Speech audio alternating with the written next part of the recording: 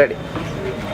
ಹೈದರಾಬಾದ್ ಕರ್ನಾಟಕ ಪ್ರದೇಶದಲ್ಲಿ ಒಂದು ಸಾವಯವ ಕೃಷಿ ಮತ್ತು ಎರಡನೇದಾಗಿ ಗೋ ಸಂವರ್ಧನೆ, ದೇಸಿ ತಳಿಯ ಗೋವುಗಳನ್ನು ಹೆಚ್ಚು ಮಾಡೋದು ಮತ್ತು ಸ್ವದೇಶಿ ಕೃಷಿ ಪದ್ಧತಿಯ ಜೊತೆಯಲ್ಲಿ ಸ್ವಾಸ್ಥ್ಯಕ್ಕೆ ಸಂಬಂಧಪಟ್ಟಂಥ ಆಯುರ್ವೇದಿಕ ಔಷಧಿ ಇತ್ಯಾದಿ ಗೋಮೂತ್ರ ಮತ್ತು ಗೋವಂಶದ ಇನ್ನಿತರ ಪದಾರ್ಥಗಳಿಂದ ಏನು ಮಾಡ್ಬೋದು ಮತ್ತು ಗೋತಳಿಯನ್ನು ಯಾವ ರೀತಿ ನಾವು ಬೆಳೆಸಬೇಕು, ಅದರ ಪ್ರತಿಯೊಂದು ವಸ್ತುವಿನ ಸದುಪಯೋಗ ಹೇಗೆ ಮಾಡಬೇಕು, ಈ ದೃಷ್ಟಿಯಿಂದ 29 ಮತ್ತು 30ನೇ ತಾರೀಕು ಇದೇ ನವಂಬರ್ ತಿಂಗಳು ಒಂದು ವಿಶೇಷ ಕಾರ್ಯಕ್ರಮ ರೋಟರಿ ಕ್ಲಬ್ಬಿನ ಪರಿಸರದಲ್ಲಿ ಕರೆಯಲಾಗಿದೆ.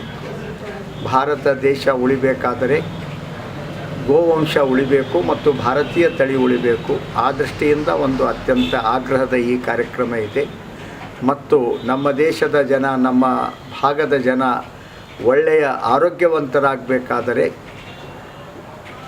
ದೇಶಿ ಕೃಷಿ ಪದ್ಧತಿಯ ಮುಖಾಂತರ ಅವರು ತಮ್ಮ ಆಹಾರವನ್ನು ಬೆಳೆದಾಗ ಮಾತ್ರ ಗಟ್ಟಿಮುಟ್ಟಾದಂಥ ಬುದ್ಧಿಯಿಂದ ತೇಜ್ ಇರ್ತಕ್ಕಂಥ ಜನ ಬೆಳೀತಾರೆ.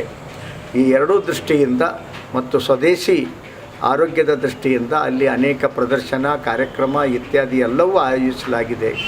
ಹೀಗಾಗಿ ಸಾವಯವ ಕೃಷಿ ಮತ್ತು ಗೋ ಸಂವರ್ಧನೆ ಈ ಎರಡೂ ದೃಷ್ಟಿಯಿಂದ ಆಸಕ್ತಿ ಇರುವ ಪ್ರತಿಯೊಬ್ಬರೂ ಈ ಕಾರ್ಯಕ್ರಮದಲ್ಲಿ 29ನೇ ತಾರೀಕು ಸಾಯಂಕಾಲ ಮತ್ತು 30ನೇ ತಾರೀಕು ಇಡೀ ದಿವಸ ನಡೀತಕ್ಕಂಥ ಕಾರ್ಯಕ್ರಮದಲ್ಲಿ ಭಾಗವಹಿಸಬೇಕು.